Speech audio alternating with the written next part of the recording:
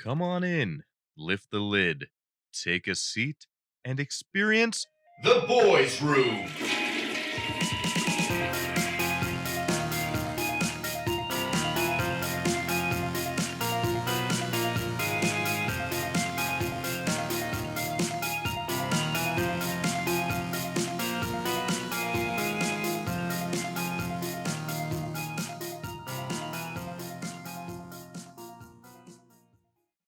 Hey, how's it going, boys and babes? Thanks for coming today for today's episode of Let's Talk with the Game Boys, featuring myself, Eric, my dear friend Karl, our resident furry Sean, and our questionable comrade Keener. How are you guys doing today?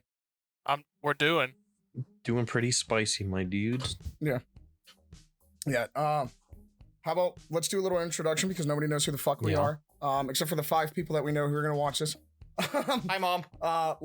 We'll go from the bottom to the top. So Sean, give us a short description on you and all of your heinous activities and what you do in your spare time. I'm Sean. I do a YouTube channel called Wolf KO Son. I do comedic video game reviews. That's pretty much about it.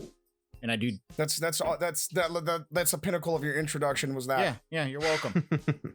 That's the coolest shit you got. Was it? Okay, yeah. This is who I am. Okay, that's fine. I'm sorry. I just expected more. Okay, Karl, go ahead. What's up, guys? My name is Karl. I am a mild-mannered office nerd by day, and I'm trying to do some streaming and some. Everywhere. What do you want? No, keep All going. right, fine. Yeah, I don't know. Just kind of dabbling around in some streaming and stuff right now. Mostly Sea of Thieves, but maybe expand it to like variety streams later, and maybe some dip into YouTube. What's your Twitch's name again? You can find all my stuff, my Instagram, Twitter, Twitch, YouTube at Gargoyle. Yeah, and in the video description, I'll have everybody's tags and links to their channels and that too. So if you're interested in checking out everybody's stuff, feel free to go there. And Keener. I'm Keener, and I do vocals in a band called Hollow Sun, and I sit in my room sad the rest of the time.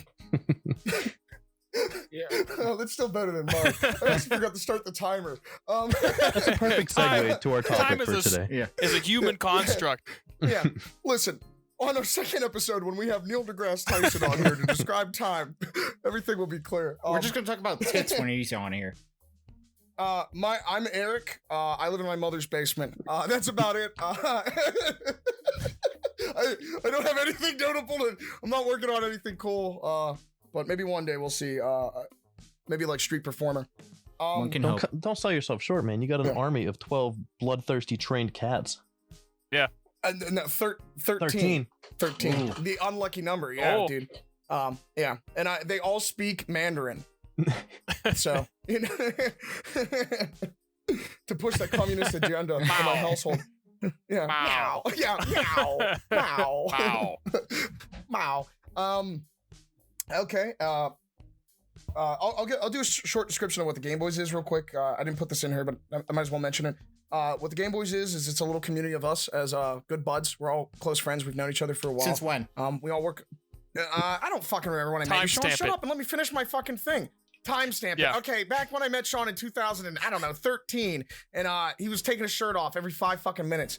And I met Keener in his stinky little house with a bunch of other nerds, and then they made fun of me because I fucking died on a boss in Dark Souls, and I've known Karl for a while. Is that fun? Is that acceptable? Fuck. But we're a group of weird, fun dudes. We work on a bunch of stuff, and we decided to just collab together and do this. So we're gonna talk about games and shit we like, and I guess occasionally play games and mostly shill Sean's merchandise, which you can find at wolfkoson.com. We get all the proceeds. Do you even have a website, Sean, or no? No, I just have my merchandise website. You're an idiot. I bought the website for the Game Boys already. I already have ladyboy porn playing constantly. Prove it. Got a great traction. Instantly demonetized. There goes that whole 1 cent we were gonna get. Let's as a slamming happens in my house. So let's get into kind of what got us all into gaming. Like, what is your first experience with gaming, and what kind of drew you into the hobby as a whole?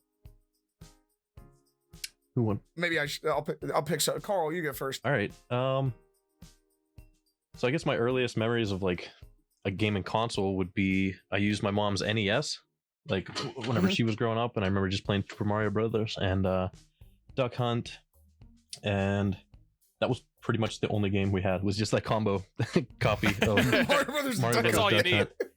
But my first actual console, my dad got me the N64 when I was about 4 or 5 years old, and a couple of core games for that, which is Mario 64, Banjo-Kazooie, Mario Kart, Star Fox.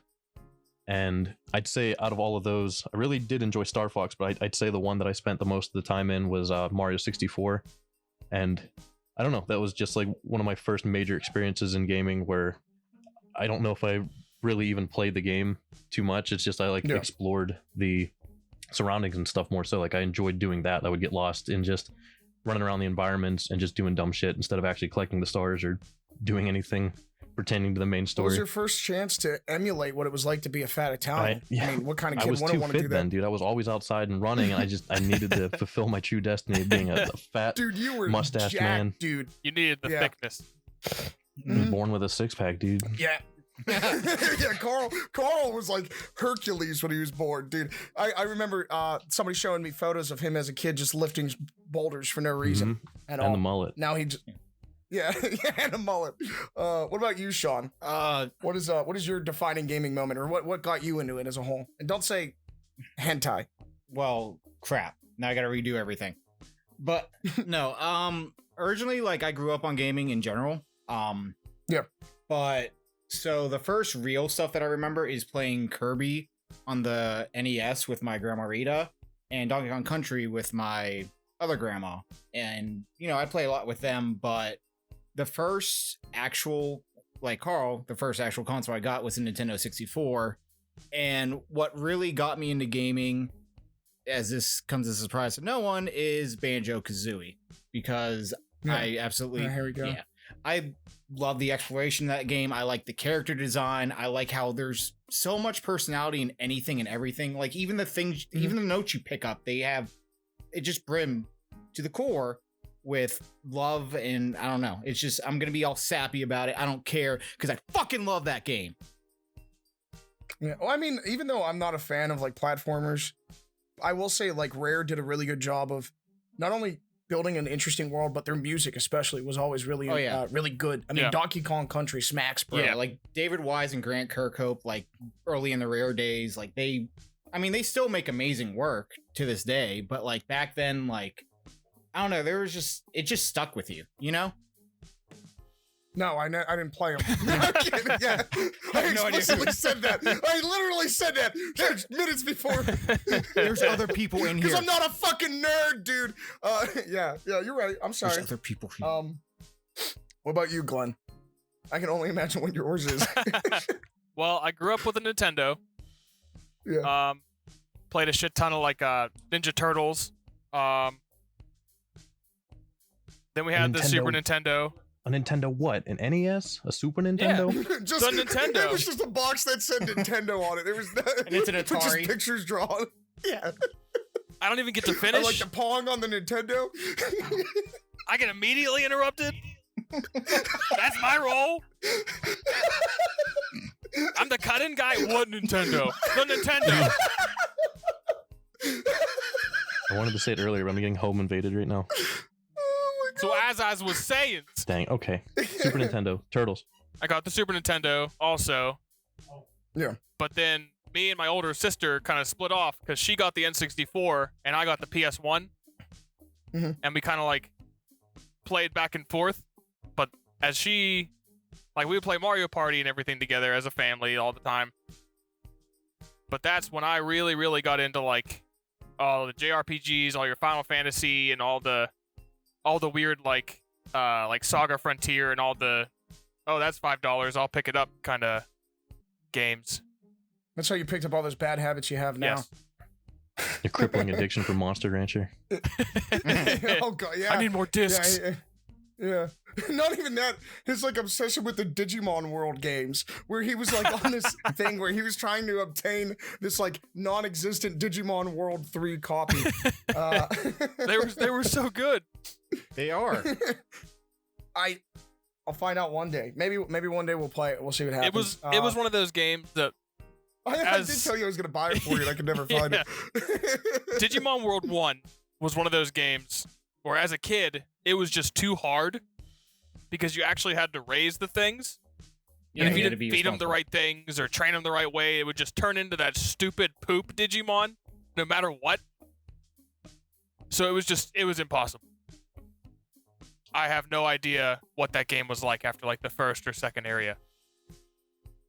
Wait, have you like not played it since? No, I have it. Do you want it? I've played the first couple areas like 1,000 times when I was a kid, but then that was just it. I feel like that's with like any game I played as a kid. Is like I remember some games that I beat, which I don't understand how I did it as a kid because I was a fucking ding dong. And then there's plenty of games where like I played them, but I never beat them, let alone I don't even think I experienced them. I just like got them on and like, but that's how a lot of earlier games were. Is like you get in and you never got past like the first or second fucking area. Yeah. Right. It's just you're forever stuck in that perpetual I remember gaming I limbo. remember one of my most confusing instances like that, like being too young to understand anything. My dad's buddy from work modded a PS1 for me so we could play like pirated games, and then he just gave me a whole bunch of these like Japanese like bootleg games. So I had like these Dragon Ball Z fighting games, and then I had one called Dragon Seeds, but none of them were in English. So like on top of being like poo brain child, I had to like decipher how to even start and get into the game, and like could never start it the same way twice. So I would be in like a campaign one time and like a versus mode the next time. That's probably why I'm so messed up now, dude. I just don't even get it. Just the title of that came off as like a hentai game. Yeah. Dragon Seeds? Dragon Seeds. Dragon Seeds. Yeah, That Dragon one, Seeds that definitely. one's weird. It's like a rock paper scissors type of Digimon type of thing. Like you get some random dragon fetus out of a cryo chamber, and you have to train it by battling other ones. But all the combat is like move forward, move backwards, block, or attack. And it's like depending on where they are, it's like a 3-ringed arena. And basically you get to move closer, and if you're right next to each other and attack, it connects. I don't know. It's just a very odd game, and like I kind of want to revisit it, but I also feel like it's total trash. I don't know. That's how it is with like you go back and you play a lot of the old games. I feel like you go back and play them, and either one, it's nothing that you expected, and you're like, what the fuck was I experiencing as a kid, or it's as good as you remember it being. Very rarely is it ever as good as you remember it being. No. It's like sex. Yeah. There was a I wouldn't know, but it's like sex. there was a PS1 game that I rented from fucking Giant Eagle whenever they had that video section. Oh shit. I forget what it was called. Yeah. Like Iggy Video or something like that. It was something weird. But it was called Robo Pit. Oh. Did you play as Brad Pitt? And it was just like a one-on-one robot fighting game where when you beat an opponent, you like got their parts and had to keep climbing up the leaderboard of these robots. And I had such a vivid memory of this game being phenomenal because I played it in like 1998 or something. Mm-hmm. And I emulated it recently because like someone mentioned it like in like Facebook or something, and I was like, oh shit, Robo Pit. Like I was like, my mind was open.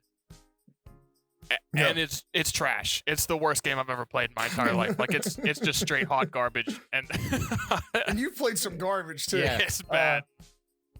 That's See, I'm a little bit different from you guys because like, sorry to cut you off, Sean. I didn't have a Nintendo 64. Like I just went from I had a Genesis and an NES. Oh, so you were poor. So oh my god. yes, Fucking I peasant. was poor. I grew up in the fucking ghetto. Oh yes, pick on the dude with a single mother. Thanks, man. Wait, Sean. Never mind. Hey. Sean comes from a similar background. But no, like a lot of my stuff was I did a lot of PC gaming because we had a PC when I was a kid. So that's like one. I'm gonna mention this now because it will come up in a billion podcasts if we keep doing these. RuneScape. God damn it. Oh Till yeah. the end of time. Yeah, I'm gonna. I just want to get that out of the way, and I still play that now to the day. So if anybody wants to play RuneScape with me, no, I'm kidding. But I played a lot of PC stuff, so like a lot of it was like early Doom, Duke Nukem 3D, Age of Empires, Return to Castle Wolfenstein. My uncle gave me the GTA games on PC and a graphics card, I remember. And the only console of like the PlayStation 1 Dreamcast and Nintendo 64 era I had was like a Dreamcast, which also attributed to me to continue to have no friends because nobody wants to come over and hang out with the kid with the Dreamcast and the 2 games. Yeah. That being Sonic the Hedgehog, whatever the fuck it was, and Typing of the Dead. You didn't have Jet Set Radio? What kind of loser were you? Skies of Arcadia. I got a loser, dude. I had a Dreamcast. What do you mean? Dude, Dreamcast was awesome. No, I didn't have C-Man. The Dreamcast was awesome, but it was only had 5 fucking games. And you didn't have the most important one, Jet Set Radio. No, actually, I would probably say I did have the Game Boy, the original Game Boy, the Game Boy Pocket, and then like that. So like, I would say handheld gaming is probably like the most defining things. Like, what were the 2 Game Boy Color games, Carl? The Zelda ones. Oracle of Ages and Oracle of Seasons. Yeah, Seasons. Yeah, those, and then like the Pokemon games were probably like my biggest entry points. And then I really got hardcore into it after the PlayStation 2, Xbox, and GameCube era. I think that's when it was at its strongest, honestly. But PS2 was something else. Yeah. Oh, I think all of them, except for Xbox. Xbox had a lot of strong titles, but there just wasn't. It was kind of like on the down low. But GameCube for sure, and PlayStation 2, absolutely. PlayStation 2 had all of your like sweet ass RPG games, your JRPGs, and then GameCube just had fucking Super Smash Brothers. You had Animal Crossing. You had Luigi's Mansion. Fucking Custom Robo. Custom Robo. Mario Batali Simulator. All of it. Great. Collectible Bermuda shorts. Yeah. I really appreciate you calling me poor too. You're fired after this. You know that, right? You're still stewing on that? I'm coming over to your house and I'm beating you up immediately after this. I didn't grow up in a fucking mansion. Like, I'm just joking. I'll remember this, redneck. I should have just, I should have did 180 it and just turned it on. At least I don't fuck dogs. Nobody here fucks dogs, by the way. I just want to make that clear. That's an inside joke, and we're not going to touch on that. Sorry for bringing that up. Sounds like you're backpedaling pretty hard, man. You got some. Yeah, I'm backpedaling really hard on that one. Yeah. That just slipped out. I didn't mean for that to happen. But anyways, yeah, I would say that's it. So like, it's always been interesting because even getting to know you guys throughout the years, like a lot of your stuff is like you all like similar things, especially like I know Karl and Sean, especially the N64. A lot of the games that we would talk about come from that kind of like you guys are more Nintendo grounded for sure. Yeah. And even Keener, I mean, you have that whole fucking sleeve of the Wind Waker for fuck's sake. And it's fucking sweet. Even though, if you had to decide between Wind Waker or Breath of the Wild to play for the rest of your life, which one would it be? Wind Waker. Not even a second. Yeah, that's fair. It would be a tough choice for me, but I think Breath of the Wild is officially one of my favorite Zelda games of all time. Not only that, all of the reincorporated music from like all the other titles. It's just like when you go to like the Rito Village and it is the Dragon Tooth Owl music redone. It brought tears to my eyes. Speaking of which, top 3 video games of all time. Let's just get into that. Let's just segue straight into that. What? All right, so relevant. Yeah, the most relevant. Yeah, we'll do that One first. of mine is Wind Waker. Okay. It's on mine too. Damn it. Is this like was that fucking categories? Like, do we have to cross them out? Yeah. Negative points. No one gets points this round. No. Explain why you like it. Maybe we'll find new reasons to like it or something or hate it. Yeah, because I would say like Wind Waker's also like Wind Waker and Breath of the Wild are tied for me, but Wind Waker's probably my most cherished of those games. But yeah, like what is it that draws you to Wind Waker the most? For me, like one, it's the most fun Zelda. Oh, for sure. Like the puzzles aren't the hardest, and they're not really like the most complex. But it's just the most fun.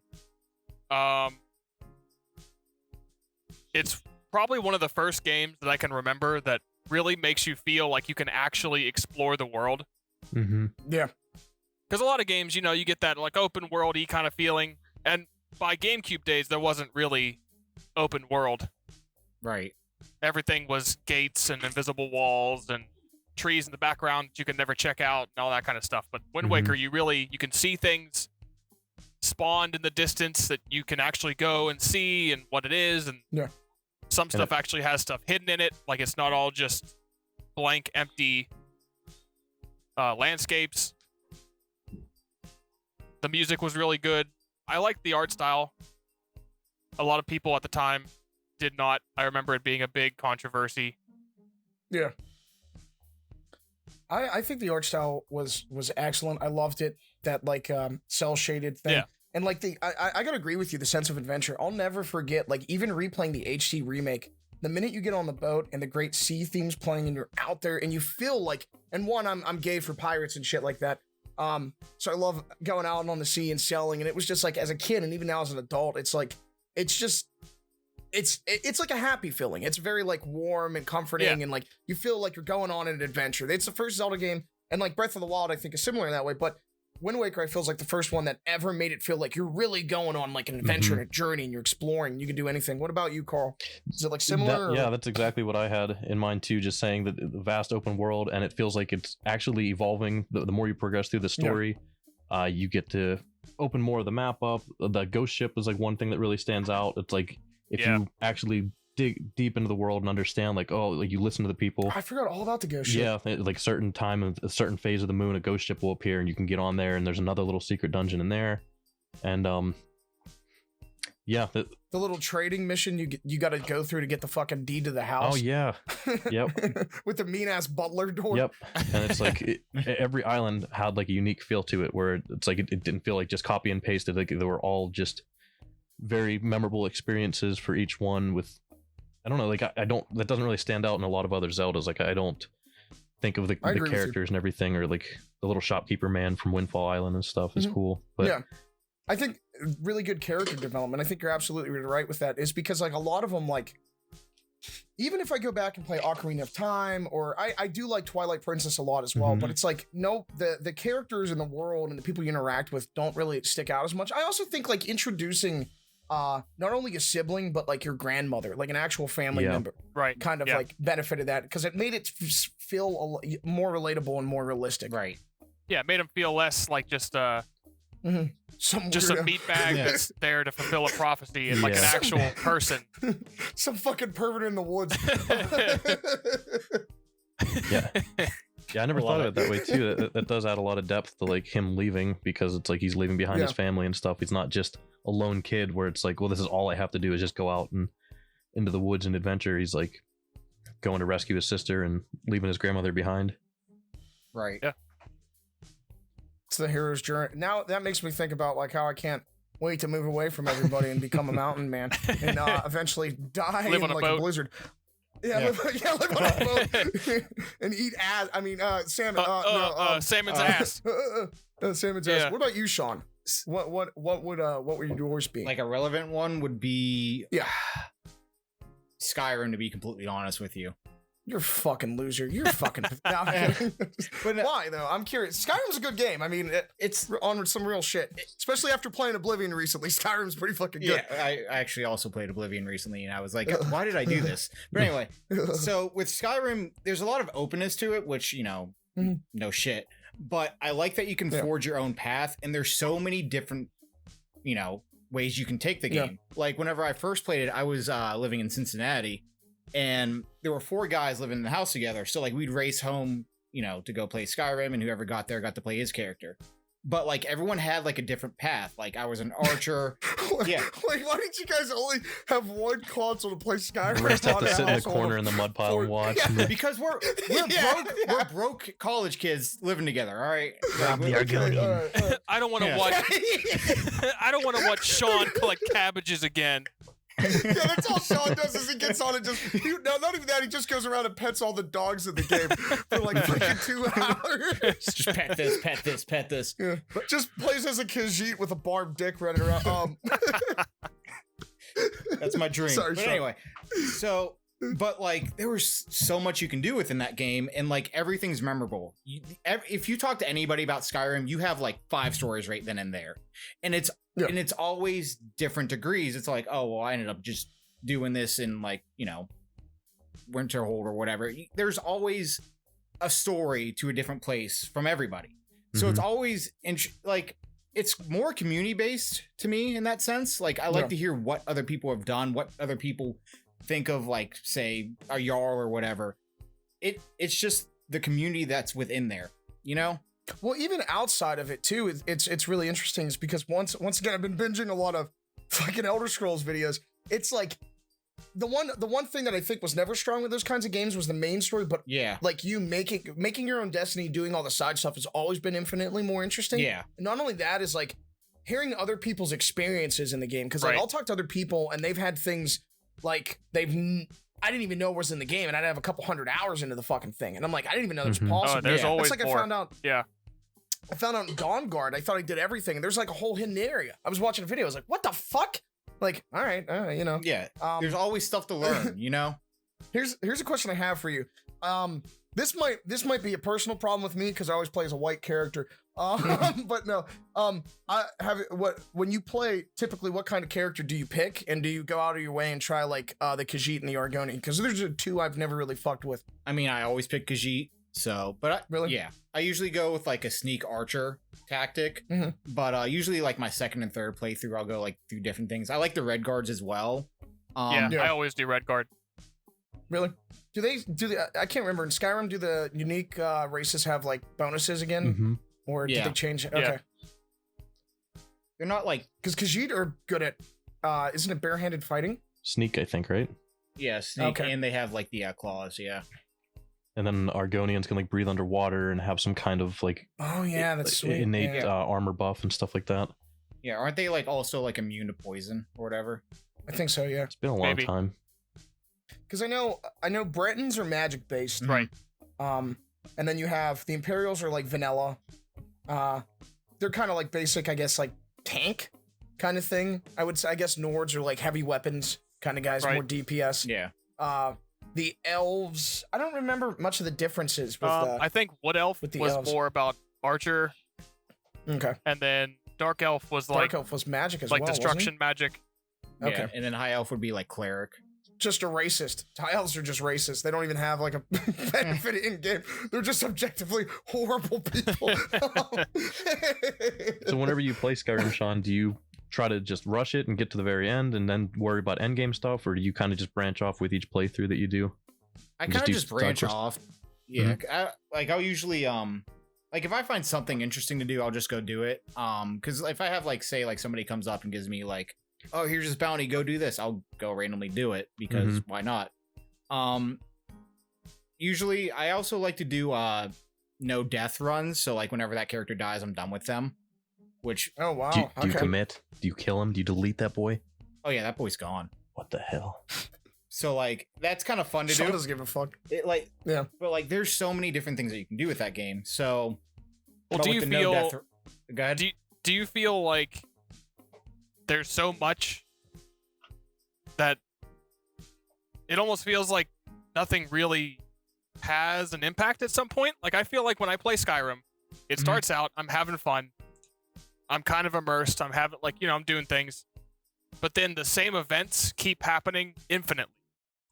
You know what I mean? Like you can run into an infinite amount of bandits, an infinite amount of like bounty hunters or whatever, like different events happen with the DLC. I've never played them, but I think that's more of an issue with the genre of open world games. Yeah. Is with it not being as on rails, it's easier to run into repetitive moments that kind of draw away from that. Because like I got a lot of that when I played through Red Dead, and I love that game. But when you'd go out and do shit, it would like the open world aspect of the game kind of didn't do the story driven aspect of it any justice. I do have a question.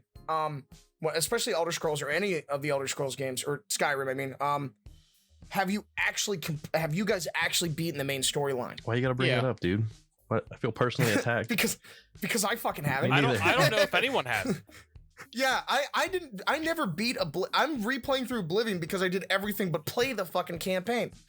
or like the main story. I thought I was the only one out. Okay, yeah. No, I've never Yeah. beaten Alduin or whatever, like Yeah. gotten the Elder Scroll stuff. I hit a certain point, and then I was playing at the time where like the hacks and everything were super prevalent, where people were just doing the potion mods and just Yeah, over right. buffing their character. I'm like, why am I even doing this? I just like Oh yeah, yeah, it ruins you it. kind of Yeah, just that have was to so be, much fun. yeah, Yeah, you kind of just have to be in your own mindset in your own world and not look at other. Yeah. It's like Animal Crossing right now too. It's like I just gave up on that game because I'm just looking at everything else on social media, and it's like I can't compete. Yeah, I did the same thing. I was super invested, and then I had nothing compared to what these people have already developed in like Yeah. a couple weeks. And you feel like, oh, I think- you want to take inspiration off of that, but then it almost feels like you're completely copying it. Like, oh, I want to add that too, Yeah. and then nothing feels like your own. Yeah.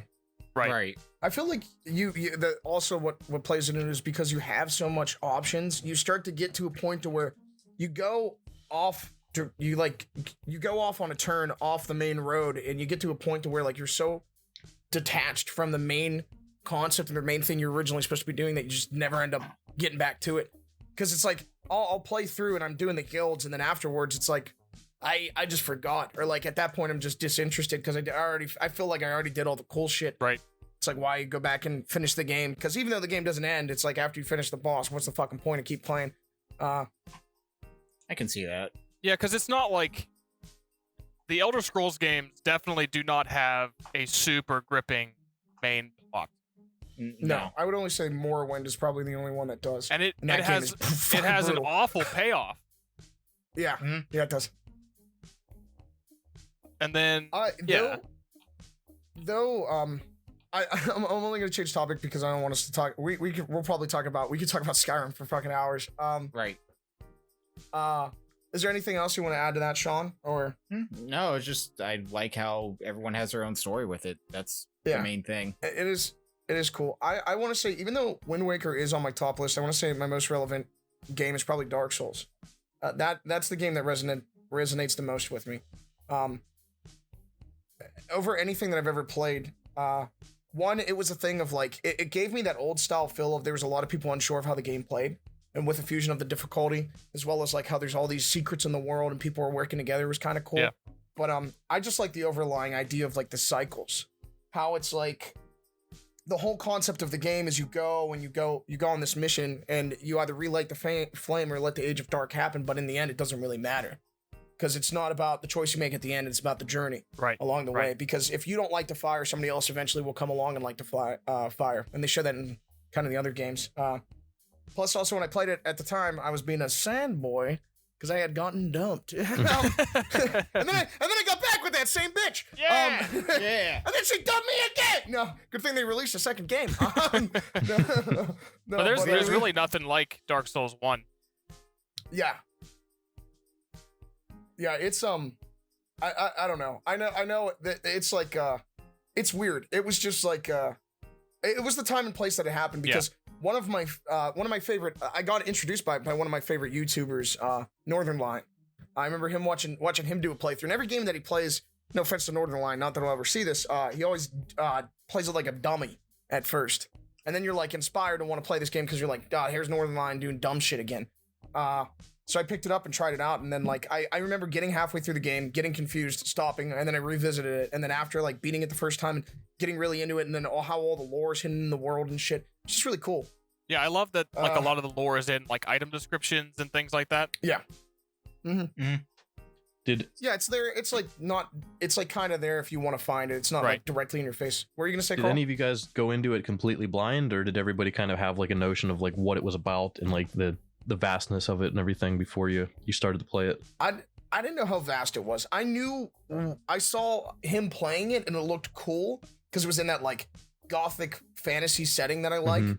So I was like, okay, and it's an action RPG, so I was like, all right, this is gonna be fun. But for the most part, like when I was going through it, I didn't really have much of an idea of what was going on. And even after I had continued to play the game until the sequel was released, I remember the game was already out for 2 years. Mhm. I was still playing it. I was invading in an area, and then I saw the person that I invade found an illusionary wall that I never even knew was there, and I'd already been playing the game for 2 fucking years. So it's like, what the fuck? But it was cool. It was a cool experience. And then they also did like a unique DLC a year after the game was out because so many people ended up, I guess, because it did so well. Right. Which was cool. Now, the first time I ever played a Dark Souls game was over your house, Eric. Yeah, I remember Which one was that. It's Dark Souls 1, wasn't it? I don't know. I think it was 2 actually. Was it the one where we made Shrek? Yeah, it was 2. Yeah, it was Dark Souls 2. Awesome. Oh yeah, we were supposed to do something called Drunk Souls, and I ended up. Yeah. Yeah. I was like, We ended up just getting drunk. Mission complete. Yeah. What about you, Keener? Because I know you played them as well. Karl, you've tried it a couple times, but you never really finished it, right? I picked up the definitive one for Switch, which was a horrible idea. I kind of wanted to just have it. Yeah, that runs like shit. I wanted to have it portable, but then you were playing it. And you're like, this isn't even 60 FPS, and it was like, I kind of regret it. I wish it. Yeah. Like, I could still get it on PC and stuff, but Right. From what I played of it and everything, I really wish I would have gone in blind. But I feel like it's one of those tormenting games to the point where like if I wouldn't have known anything was possible, I would have just been like beaten down and discouraged by it. But knowing, like, seeing how far other people got, I know like, oh, I just got to do this and I got to do this. But it really stood out to me that like all that stuff is like intertwined. There's one central hub of it, and like you can go one completely different direction, and then you start to like realize like, oh, I'm right back where I was, but I'm in this part of it where I couldn't reach it before. And that part of it, like the expanding universe of it, was really awesome to experience firsthand. Yeah, it had a really good flow, and that's one of the things that kind of it lost as the games went on. I know the second game didn't have the same director, but it still had a central hub. And then when that director that made the original one, Miyazaki, went on to make Bloodborne and Dark Souls 3, he did a weird linear thing where he separated the hub from the world, and then not only that, made it like a straight on track, like on rails kind of experience. But yeah, no, like that whole idea, because it's like, not only that, is if you wanted to replay through the game, you could always go in a different direction and have like kind of like a different experience, which was cool. And it had, like I said, it reminded me of like a lot of those older games where it was just kind of like early Final Fantasy 1, you're just boom, you just plopped right onto the map on the original NES, and then it's just like you find your own way. Yeah. You know, you got to go. You know, there's nobody really to tell you how to do it. And if you're my mom playing the game, you know, the only thing you have to fear is your uncle shutting off the Nintendo, so she couldn't beat the game. Second game, like, what would you guys say? Maybe since we did like, we'll say the first one was the most prevalent or the most impactful for us. What would you say like your second favorite game of all time is? Well, I didn't start with my top. Oh, you didn't? No. Oh, well then just Absolutely not. Well then jump into your third. Save your top for last. Well, my third would be Final Fantasy VIII, for sure. Yeah. Okay. It was my first Final Fantasy. Mhm. I got it from Blockbuster. I bought it from Blockbuster. Didn't even rent that shit. I bought it. Yeah. It was my first like multi-disc anything. So it was one of the first games, like long games, that I actually beat. Because as you know, I don't actually beat games. No, the problem is it's not that you don't beat games, it's that you play so many games at once, it becomes impossible to beat a game. I get sidetracked so fucking easy. Yeah, you can't beat a game when you're playing 30 games at Hell once and yeah. all take 60 fucking hours. Well, they're all so good. Or you could be Sean. Sean doesn't even play video games. He just hires kids off the street to play them for him. Hey kid, want to make $20? Come over to my house and play this. Yeah, come on over. Wait, Try you and paid figure him- out the junction system. Paid him $20? What the fuck, dude? Why didn't you let me know? I'd come over and do it for 10. Well, you're not 8. Wait, No, all right. that sounds bad. Moving on. Well, anyway, Speaking of No, wait, let's touch back on that. Speaking of Final Fantasy 8. Yeah. I love the junction system because it's just crazy. Like having magic as like ammo was like kind of crazy to me. Like drawing spells out of enemies and then putting it on your stats to like make yourself stronger. It was complex enough that I didn't get it at first, so when it clicked, I was like, "Oh, this is awesome." But it's not like rocket science either, so I could do it when I was a kid. I've never really followed Final Fantasy, and like I'm not. I know about 7 because everybody talks about it. I've never heard anyone talk about 8. What is that even on? Is that PS1 or PS2? Yeah, that's PS1. Yeah. PS1 and And PC. is it yeah. the same kind of like what 7 was? Because I'm more familiar with seeing that as far as like the fighting styles and It stuff. was it was turn based. Mhm. It had the summons, it had magic, it had items, it has all that same basic stuff. It was, I don't know how to explain the difference. Like completely different characters, I guess, right? It's not a continuation Yeah, of 7. it's always a different world, Okay. except Yeah. for the ones Well, that it have had- direct sequels, which, you know, Yeah. like 13, 2 and 3, and Yeah, let's not talk about those. but yeah, they're all different worlds, all different stories and characters. Well, Final Fantasy VIII had like a different system in place, right? Where it was like almost kind of like how Final Fantasy V has the job system. Some like not necessarily exactly like that, but still different enough to make it its own unique thing, right? Because there was not the card thing, but there was another thing on top of it. The thing that you mentioned earlier. Yeah, it was all about the junction system. So instead of having Yeah. different jobs and different roles, Mhm. you had different spells that worked well in different stats. So you would like you would just draw, like say like fire, like you would draw Yeah. up to 100 fire and stockpile it in a character, and then you could put that 100 fire into a stat, and it would Okay. buff that stat. And so you would just constantly manage casting spells and drawing them and putting them on stats and moving them around to see what actually works better in each stat. And you could eventually like put spells into like your status attack and elemental attack so that you can do like fire damage on your normal swing, or like the Tonberries in Final Fantasy. You can draw death from Tonberries. So I just kept drawing and drawing death from them and fleeing until I had 100 death. And so I put it on Squall's sword, so he had a 100% chance of instantly killing things that can be instantly killed. Like, that's the kind of dumb shit that you can do in that game. Before we move on to like Karl's second, what I'm curious about is what makes Final Fantasy VIII your favorite out of all of them? Like, is it the setting? Is it the characters? Is it the combat system? It was partially the combat system, because I liked that the whole game like leveled up with you. Okay. Like, no matter how far you get in the game, you can go back to the first area, and if your characters aren't properly equipped, you can get your ass beat. Like, that's the kinda whole cool. game levels up with you. So it could be a cool thing and a fucking Oh, nightmare. yeah. I've absolutely had to restart the game because I grinded levels and didn't actually do anything to benefit myself, so all the enemies were just like insta-killing me. Yeah, that sounds like every RPG I play half the time when I was But a kid. it's What about- extra punishing in that game. Yeah. And I really liked the plot because Squall is like your stereotypical like edgy teenager that's like real reclusive and has like Yeah. trust issues, and Okay, Keener, you don't need to make this personal. Wicked It- cool. well, that's why I slick like black it, man. hair. yeah, I it know. resonates. It does, yeah. He also had very poor vision. Yes. Keener doesn't have poor vision. He actually has fake eyes.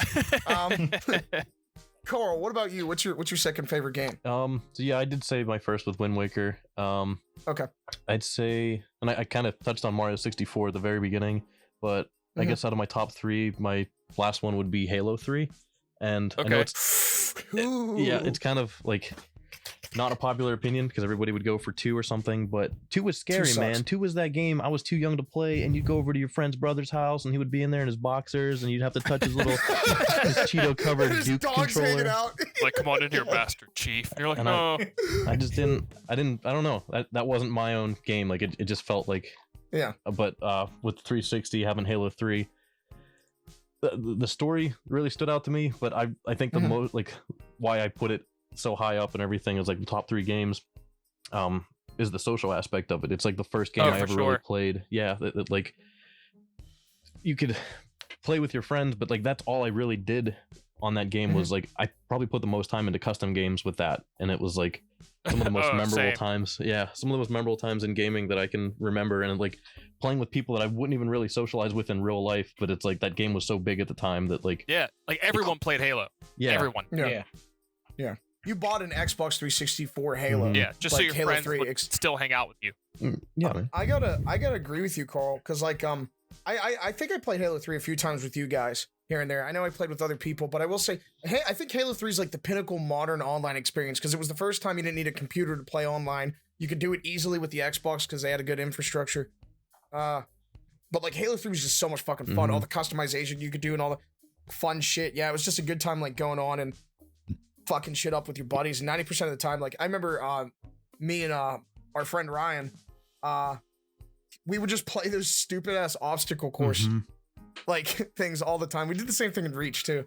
But no, I think that's a good choice. I think that's a really strong choice. Halo 3 is fucking awesome. And I don't give a fuck what it. People just hate Halo 3 because it had the stupid ass armor pickups. But like you could play most of the matches you played, they weren't even in the fucking game anyways. Right. Like so, you know, they were just a bunch of everybody. I'm saying this right now. If you're listening to this and you like Halo 2, you're a sweaty fucking nerd.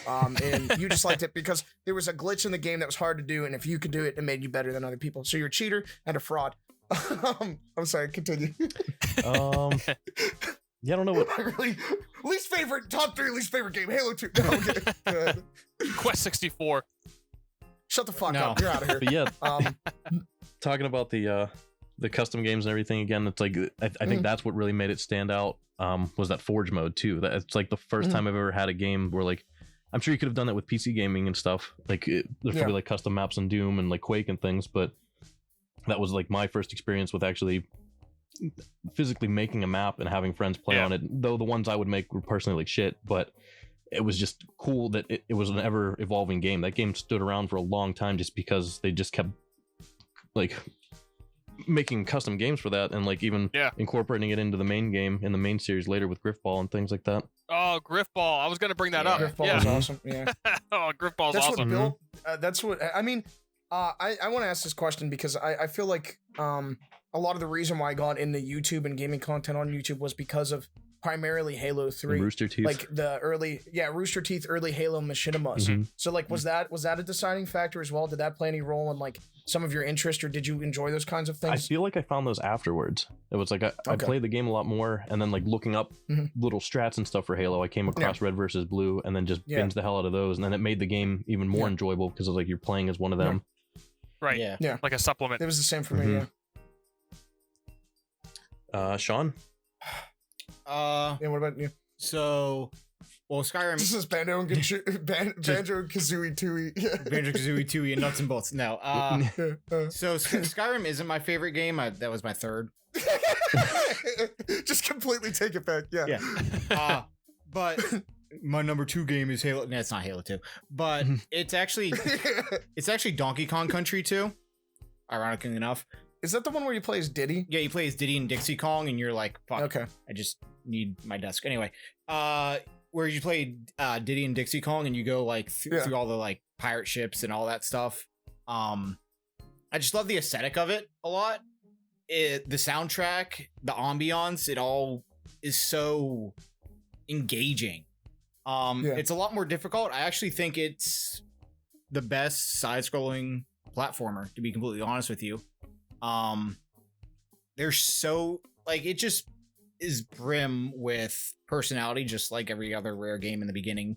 But the precision that you need to 100% complete that game is ridiculous, and I absolutely love it because it's so challenging. And you can beat the whole game without trying to get everything. You don't have to do all that. But what if you go through the like 100, I think 102% completion? It's ridiculous. And as a kid, like that was so like the first Donkey Kong Country I played with my grandma, but this was like my Donkey Kong Country game. Like I had, when you play with your grandma, who played who? She would actually be Donkey Kong and I would be Diddy Kong. Because hell yeah. Hell yeah. Know your place, child.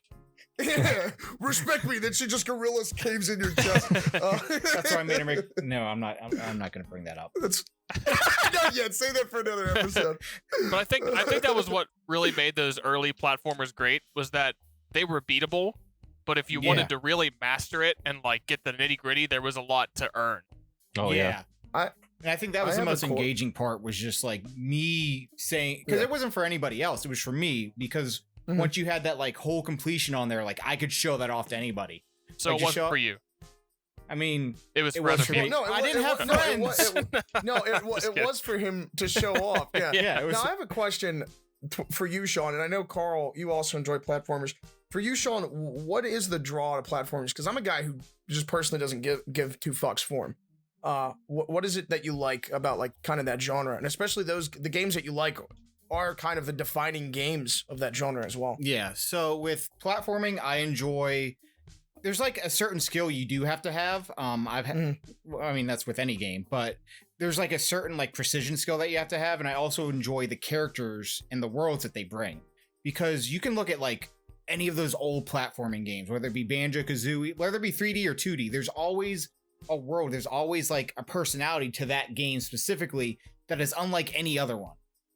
Yeah. Like Donkey Kong Country 1 and 2 have two completely different feels. Like granted, yes, a lot of platforming is kind of similar, but you look at one level in one and one level in the other, they're completely opposite. I'm gonna be honest with you right now. It's almost like I'm watching a Wolf Chaos-on video, dude. My cock is hard as fuck. Prove it.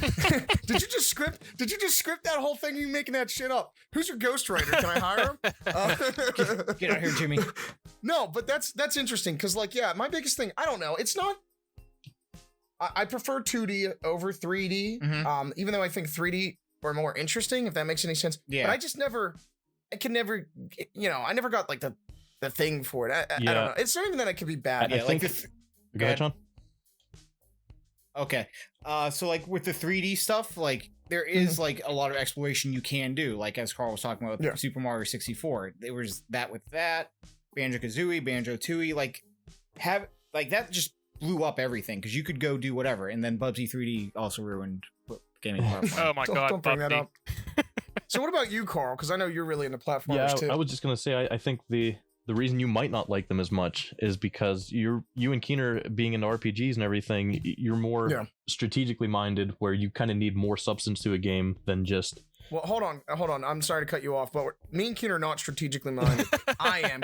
Keener's not, because Keener's a bitch and he quit playing XCOM. I beat the game. I don't know, but man. continue. That whole time Keener was talking about Final Fantasy VIII, I just zoned out. I didn't even know what the hell XCOM he was said. fucked. Yeah. Fuck XCOM, holy shit. XCOM absolutely is fucked. Go ahead, But Karl. yeah, I'm sorry. I feel like a platformer is kind of like one where you can kind of just zone out and I don't know, just kind of naturally go through the world. Like we're playing chicken horse and stuff like that. Like things seem impossible, it's but so much fun. it's almost like one of those imaginary, like one of those. Well, you cheat, but Yeah, that's it. It's like one of those illusion pictures where like you stare at it long enough and like you almost go cross-eyed, and it's like I don't know. I think it's just something if you hit a Zen mode or like whatchamacallit. I think I understand what you're Super saying Hexagon. because with the ultimate, Super Hexagon for sure. Yeah. With the ultimate chicken horse thing, I think you're right, because when we play that, though you and Justin are significantly better, I still compete, but like I don't think about how to play level. I just play the level. Yeah. Like I like monkey brain go into it, and it does make it more enjoyable and more fun. You just gotta go. Yep. You just gotta jump around and try some stuff out. Hopefully you get to the end. Yeah. You gotta let that ape brain come out. Let's go. Let's finish it off. Let's go full force. Your last one of the three. I'll go last. Let's go Sean again. I just want to hear you talk some more. Thank you. That's the first time you've ever said that to All me. right, Karl, what about yours?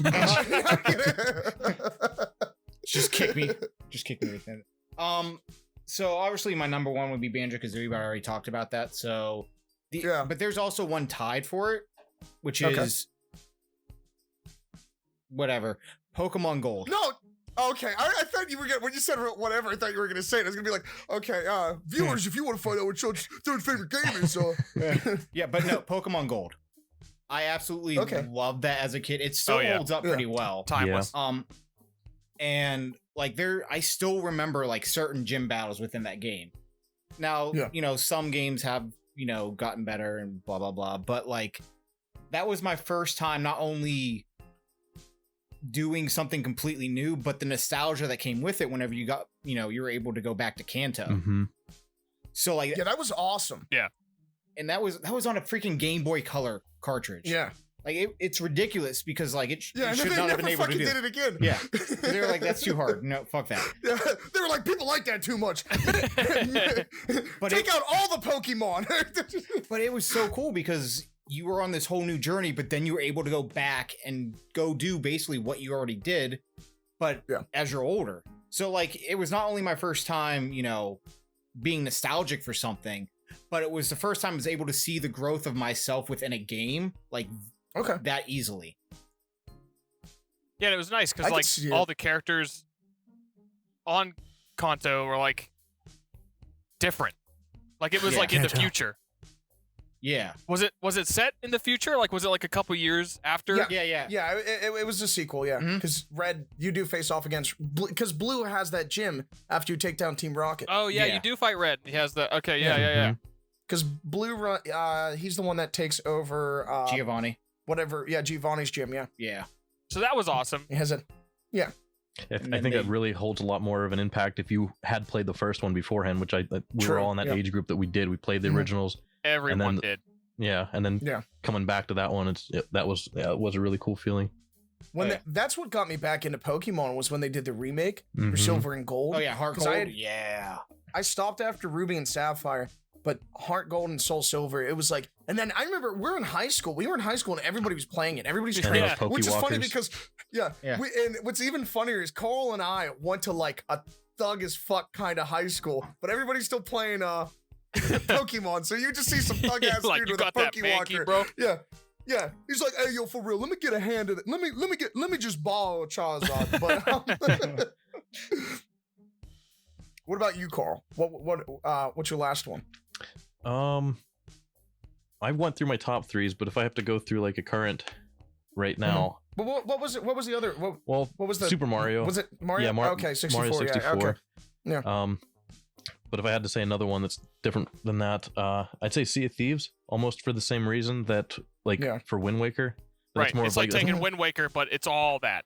yeah. Yeah. Wind Waker. And your buddies get to be there. Yeah, Wind Waker definitely has a lot more depth to it as far as the character development and everything, but that's a game that's out now that it's like captures a lot of the same feeling where it's a restricted map, it's a smaller, like it has boundaries, it's not like a limitless randomly generated world or anything, but you can go anywhere you want and basically just make your own story as you play it. And I don't know, it's just like a fun type of turn your mind off game. You just go and enjoy the experience of sailing around and then getting shit on by some sweaty tuck boys or something. Dude, do not say that shit at all. When you guys go to watch his stream at Twitch at Cargoyle, you were actually really fucking good. I was watching him play the other night, and he was just doing all kinds of wacky ass shit against those two dudes. I don't think they knew what the fuck they were doing to begin with, but like, you're pretty damn good. And it is fun, like especially playing with you.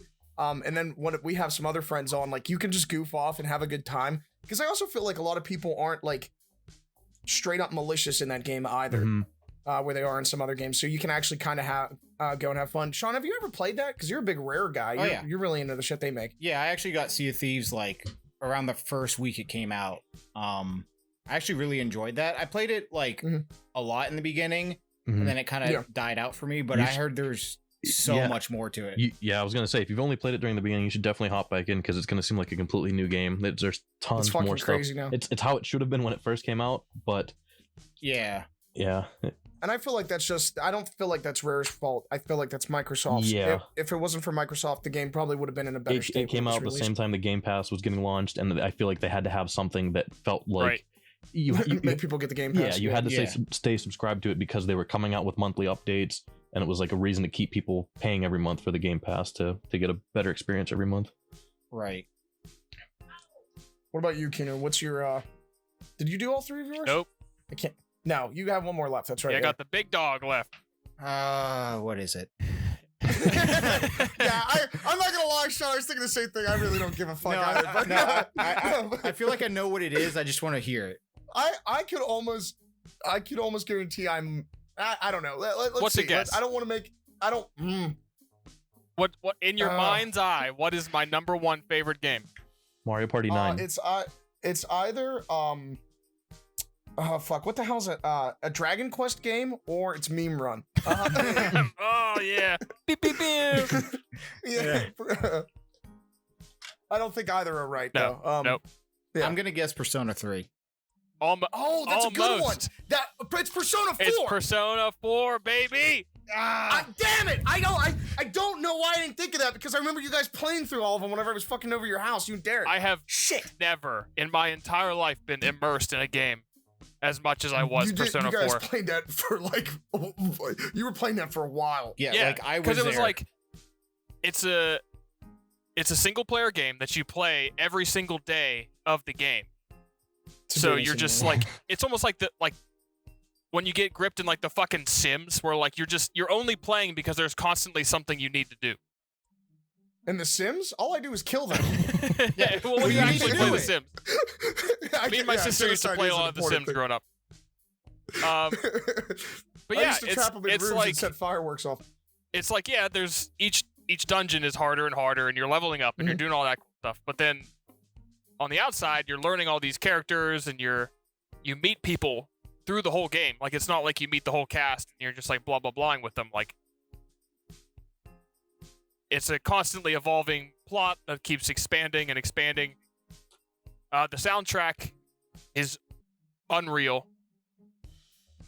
Songs from that soundtrack literally pop into my head like monthly, and Oh, yeah, the music's we incredible. we all beat that game like 5 or 6 years ago. And that was what was so cool. Like we all, like 3 or 4 of us, all played this game like around the same time. So we were all playing this like 100-hour RPG, just like talking about it between each other and like, oh, did you notice this and blah blah blah. Like there was a lot of discussion to be had for a single player game. Yeah. Yeah, you definitely, you guys, you and that whole group of friends were definitely like going hard, because I recall that. But that's how it was in your group to begin with. It's like you'd go over and then it's like everybody's playing like a pretty similar game. Right. Like there'd be just like a bunch of stinky dudes all chilling in one room together, all playing the same game, and then like just sharing their experiences or screaming mostly. Right. Yeah. Bright destroying keyboards with fucking samurai swords. Yeah. Not gonna lie, Keener, you're the reason why I got Persona 5 whenever It's it so came out. fucking good, dude. It's so good. I still need to play it. I bought it and I still haven't It's touched so it yet. Yeah. Like I'm willing to try it out. I'm playing Persona 5 I'm not Royal into now. that dating sim shit, but I like the RPG aspect, and I also like how you can like make the personas. I think that's Yeah. really neat. And it doesn't feel like a dating sim. Mhm. Like that's the best way to describe it, but it really doesn't feel that way. And Persona 5 is absolutely the best. It gameplay wise, it's leagues past any of the other ones. I want to ask you a question, Kieran. Yes. What do you think my last game is? You probably know it because we had an unfortunate experience, played it a couple times. I mean, like your number one game, Yeah. I would have guessed RuneScape. I know what it is. What is it called? Skies of Arcadia. Yeah, boy! No, you idiots! It's Honey Pop! The movies and the mat! Yeah, no, Skies of Arcadia. RuneScape isn't my favorite game. RuneScape is my life, dude. It's a lifestyle. It's a lifestyle. There is no Skies of joy, Arcadia, no yeah. despair, Absolutely. just I'm RuneScape. super disappointed because, like, not only did we try to play that game 3 times, but then you insulted me for liking it. When did No, I insult you for liking No, it? I'm just adding that in. Cutlass and that's Fury. staying. Yeah, Cutlass Fury. No. I have a theme with I think boats. Like if I would have played Sea of Thieves when Karl got into it, I probably would have enjoyed it more, and it would definitely be up there. But like Skies of Arcadia as a JRPG is one of my favorites. I've always liked JRPGs more than more traditional Western RPGs. Though after playing The Witcher 3, that's a really tough choice to make. Right. But yeah, it was just like the whole idea. You're like sailing, the world foot open. You're on a boat, a flying boat. The cool thing is you can discover islands and stuff. Yeah. You could find crew members and shit. It was just ridiculous. It was bananas. That's it. I'm just gonna say my catchphrase. It was fucking bananas. It was incredible. I'm gonna have to try out Persona 5 though. I did buy it. You guys were shilling it pretty hard. I like the art style. I think it looked really It's neat. Oh yeah, it's beautiful. Yeah. The soundtrack is phenomenal. Yeah. I just finished I'm trying to get now on playing games I want. Like after playing The Witcher 3, that's easily like up in my tops, because like that was probably The Witcher 3 was really fuck. I don't want to talk about The Witcher 3 because we're running out of time. But I'm just gonna say this real quick. The Witcher 3 was awesome because it reminded me of the games that I used to love. Right. It gave me like that experience again, which I feel like I've been losing a lot. Yeah. With that being said, yeah, they're all. Everybody had really solid games, and what's kind of cool is each game was kind of different. in the genre for the most part, except for Keener. All his were RPGs. Wind Actually, no, Waker. they weren't. Wind Waker, yeah. No, but like, no, it's cool. Well, I guess most of Sean's were platformers. Yeah. But no, it's cool. It's always interesting to find out, because it's even though like a lot of similarities, a lot of differences, we all like a lot of the same things as well, and then still like different things. It's always cool to get that kind of perspective as to why. Also, it's like when you trust somebody, like I trust your guys' opinions. I'm more inclined to try something out than I normally wouldn't. Or maybe not Sean's, but Naturally. yeah. It's bad enough I gotta watch all those YouTube videos at WolfKO-san on YouTube. But with that being said, I think we had a good talk. Good first episode. It was pretty strong. No awkward moments. With that being said, let's plug your stuff, remind everybody what you're doing, and we'll kind of say goodnight or goodbye. Good night. And then also, side note, if you do watch this, comment in the description who you like the most, or who you actually comment who you like the least, and we will crucify that member. And who do you of the think Game Boys smells Live. the best? And who do you think smells the Yeah. worst? That's not fair. That's not fair. Yes, absolutely. Who do you also think is the baldest? I'm a little disclaimer. Nobody's bald, unfortunately. So we'll find. We gotta get a bald member. I'll shake my head. But yeah. If you're interested in whatever I'm doing, you can just follow me on Twitter and Instagram at grownasseric. I'm not doing anything else right now, currently, separate from this. But those two, I'll post updates. Mostly just videos of me drinking in the shower of my cats. What about you, Keener? You can find my band Hollow Sun on Yeah. Spotify, Apple Music, Napster.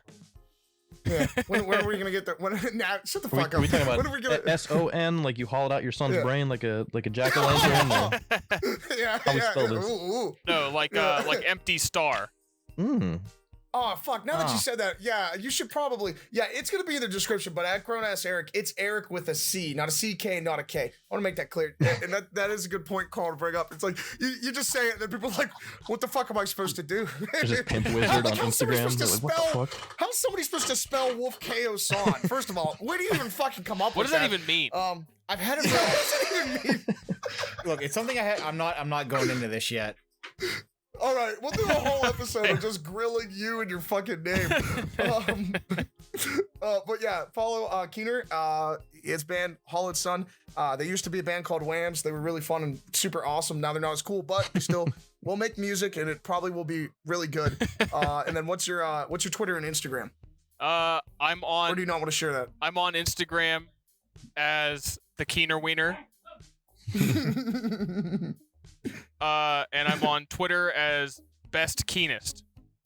Yeah, I like that one. That the best Keenest is really good. What? Go ahead, Karl. Oh, and if you guys want to find me, it's mostly just going to be on Twitch for now. Yeah. I'm going to try maybe like 2 days a week at Cargoyle, and it's that same handle anywhere else, especially if you want to see me doing upside down wall twerks on TikTok. So be sure to follow for that. Wait, when did you get a TikTok? Dude, I have a TikTok Cargoyle too. I made everything. I covered all my bases. Fuck, dude! Oh shit! I gotta make a TikTok. I'll just do a Game Boys TikTok, but it's just me doing Badlands chart style content. And then once again, everything. I'll say this every time after somebody's done talking. It's all gonna be in the description. So make sure you fucking go follow people, like people, talk about how much you love them. And then Sean, just since we're just gonna ride off your coattails, just show your shit real quick. Yeah, I'm WolfKO-san And on give us a Twitter, teaser. YouTube, Instagram, OnlyFans. So And he shows everything on the it is OnlyFans, by the way. implied. It is implied nudity. Heavily nude. But yeah. Yeah, tune in next month for our Dragon Seeds playthrough. Oh hell yeah, Yeah. dude! I can't wait Yeah, to Dragon ruin my Seed. my childhood Yeah. memories. Yeah, absolutely. Listen, if the game's not good, I'm gonna see you. Yeah, make sure to check Sean out, especially he has a lot of content up on his channel now. And he does a lot of sweet and interesting game reviews like people that everybody else has done. He's a Yeah. huge Pro Jared fan and he hates his wife. No, I'm kidding. I shouldn't make that joke. I might cut that. Everybody one. check out the But, Glover video, man. That'll change your life. No. Yeah, fuck Yeah, Glover. check the Glover video was actually pretty good. Yeah, Which ironically Um, enough, that is the only that is 80% improv. Like I just bullshitted throughout that video. yeah. But I can't tell It's so when wild. it's scripted or improv. It's all madness, that's which is good. yeah. Well, that's what I am. I am chaos incarnate. Okay, I'm definitely ending it now. That was super fucking edgy. It's my Shadow the Hedgehog. He is But, chaos. Wolf chaos on. Wolf. Oh my God. Wolf Chaos Emerald. Shut the fuck up. We're never doing another one of these. I'm not even gonna publish this now. Yeah, thanks for listening, guys. Make sure to check everybody out and see what we're doing next. We'll probably we agreed weekly, right? We're gonna try and do a weekly thing of this. Yeah. And then we'll also be uploading little videos, little fun tidbits and gaming related stuff occasionally on the channel as well. Once again, this is like a central hub of us just like working together, having fun, having a good time. But thanks for listening, and everybody take it easy. Goodbye. Good night, Bye. everybody. I love you.